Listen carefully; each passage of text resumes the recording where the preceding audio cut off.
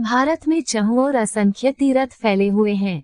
पद्म पुराण में 3.5 करोड़ तीर्थों का उल्लेख मिलता है। संक्षेप में तीर्थ का अभिप्राय है पुण्य स्थान, अर्थात जो अपने में पुनीत हो, अपने यहाँ आने वालों में भी पवित्रता का संचार कर सके। तीर्थों के साथ धार्मिक पर्वों का विशेष संबंध है और उन पवां पर की जाने वाली तीर्थयात्रा का विशेष महत्व होता है। यह माना जाता है कि उन पर्वों पर तीर्थस्थल और तीर्थ स्नान से विशेष पुण्य प्राप्त होता है।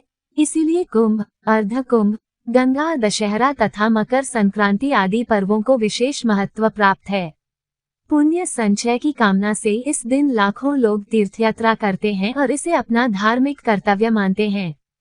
हिंदू धर्म में तीर्थ को पाप से तारने वाला कहा गया है। पुण्य का संचय और पाप का निवारण ही तीर्थ का मुख्य उद्देश्य है। इसलिए मानव समाज में तीर्थों की कल्पना का विस्तार विशेष रूप से हुआ है। पद्म पुराण में लाक्षणिक आधार पर तीर्थ का व्यापक अर्थ लगाकर गरुड़ तीर्थ, माता पिता तीर्थ, पति तीर्थ आदि का उल्लेख है। गुरु अपने शिष्य का अज्ञान रूपी अंधकार दूर करते हैं, अतः शिष्यों के लिए गुरु ही परम तीर्थ हैं। पुत्रों के लिए माता पिता की सेवा से बढ़कर कोई पूज्य तीर्थ नहीं। पत्नी के लिए पति सभी तीर्थ के समान बताया गया है। ज्ञान एवं गुण से संपन्न सदाचारिणी तथा पतिव्रता स्त्री सभी तीर्थों के समान है, और ऐसी स्त्री जिस घर में निवास करती है वो घर तीर्थ बन जाता है।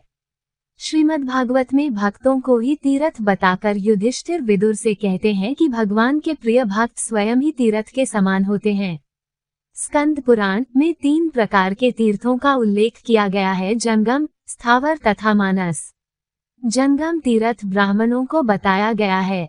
ब्राह्मण पवित्र स्वभाव के होते हैं, इस कारण उनकी सेवा करने से तीर्थ का फल मिलता है। सभी पाप नष्ट हो जाते हैं और कामनाओं की सिद्धि होती है। धरती के कुछ पुण्य स्थानों को स्थावर तीर्थ कहा गया है। इन तीर्थों पर जाने से उत्तम फल मिलता है।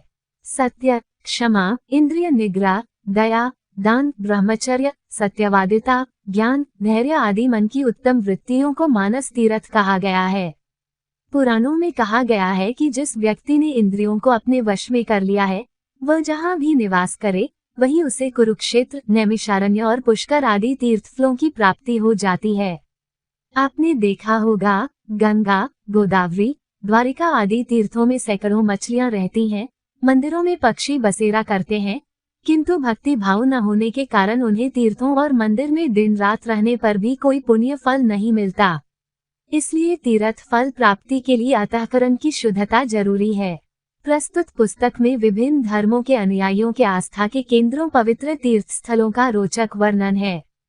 ये न केवल आपकी आस्था और विश्वास में श्रीवृद्धि करेंगे, बल्कि आपको मानव जीवन के मर्म का सार भी बताएंगे। पढ़ते हुए आपको साक्षात उस तीर्थ का दर्शन हो, यह इस पुस्तक की विशेषता है। यदि आपका मन निर्मल है और हमें विश्वास है कि वह है, तो आप घर बैठे ही तीर्थ का पुण्य लाभ प्राप्त करेंगे।